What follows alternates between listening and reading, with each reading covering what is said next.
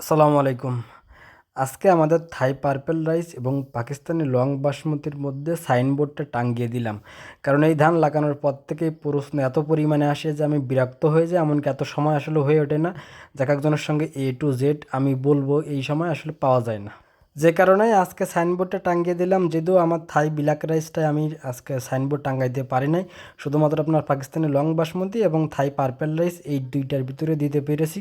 অনেকে জানতে চেয়েছেন যে থাই পার্পেল রাইসের ফলন কেমন হবে, বাণিজ্যিকভাবে এটার সম্ভাবনা কেমন, কি পরিমাণ আছে। এখন পর্যন্ত আমার যেটা মনে হচ্ছে বাণিজ্যিকভাবে ওই পরিমাণে এর সম্ভাবনা খুবই কম, কারণ ফলন অত বেশি ভালো আপনি বলতে পারবেন না। তাছাড়া আপনার যে খাইতে খুব একটা সুবিধা হবে এরকমও দেখে মনে হচ্ছে না, কারণ ধানের সাইজও মোটামুটি বড় বলতে পারেন। তবে দেখতে মাশাআল্লাহ এক কথায় দারুণ, আপনার ভালো লাগতে বাধ্য। যতক্ষণ পর্যন্ত শীষ বের হয়েছিল না বা মুকুল বের হয়েছিল না তার আগে আরও বেশি সুন্দর লাগতেছিল, অবশ্য শীষ বেরোনোর পরে সৌন্দর্যটা একটু কমা শুরু করছে। এক কথায় আপনারা যারা অনেক বেশি ধান চাষ করেন তারা চাইলে 2-5 কাঠা শখে করতে পারেন প্রতি বছর। এর বাইরে এটা বাণিজ্যিকভাবে চিন্তা করা যাবে না, কারণ আমি সবসময় চিন্তা করি যেটা বাণিজ্যিকভাবে ভালো কিছু করবে বা দেশের ক্ষতি হবে না এই টাইপের কিছু করার, অর্থাৎ আমার দিয়ে আপনারা কোনো প্রকার ক্ষতিগ্রস্ত হবে না, আমি এরকম কিছু চাই না, বা আমার দেশের ক্ষতি হোক আমি এটাই চাই না। এজন্য আমি ক্লিয়ার কাট বলেই দিচ্ছি যে এটার ফলন কেমন কী হতে পারে, এখন পর্যন্ত আমার অভিজ্ঞতা এটাই। এখন দেখতে পাচ্ছেন এখানে যে সাইনবোর্ড টাঙ্গা দিছি এটা হচ্ছে আপনার পাকিস্তানি লং বাসমতি। হ্যাঁ, এটা আপনারা চাইলে বাণিজ্যিকভাবে হিউজ পরিমাণে এখন থেকেই করতে পারেন, কারণ অলরেডি আলহামদুলিল্লাহ এটা খুব ভালোভাবে আমাদের পছন্দ হয়েছে এবং এটা বাণিজ্যিকভাবে দারুণ একটা সম্ভাবনা আছে। এর কারণ হচ্ছে দেখতে পাচ্ছেন না, চারি সাইডে কিন্তু আমার 28 ধান আছে, আর 28-এর ভিতরে আমার এই পাকিস্তানি লং বাসমতি।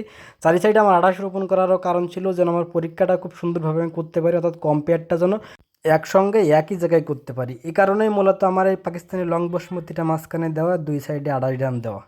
অলরেডি আমি আজকেই কম্পেয়ার মোটামুটি করেছি, যেহেতু 28টা ওইরকম ফলন এখনও বোঝা যাচ্ছে না, আরও কিছুদিন পরে আপনার এর সঙ্গে কম্পেয়ার খুব সুন্দরভাবে করা যাবে। তবে 28-এর থেকে এখনই বোঝা যাচ্ছে আপনার পাকিস্তানি লং বাসমতিটা প্রায় 10 থেকে 15 দিন অ্যাডভান্স বলতে পারেন, কারণ অলরেডি আমার ধান প্রায় পাক শুরু করেছে পাকিস্তানি লং বাসমতিটা, যেখানে আপনার 28টা কিন্তু ওইরকম এখনও আপনার শীষ বের হয়েও নি।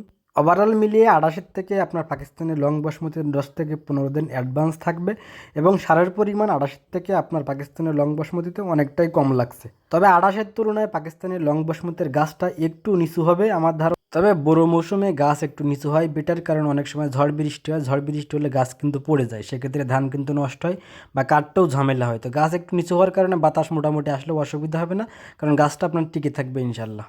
পাকিস্তানের লং বাসমতির দামটা সবাই জানেন, এটা বলার নেই।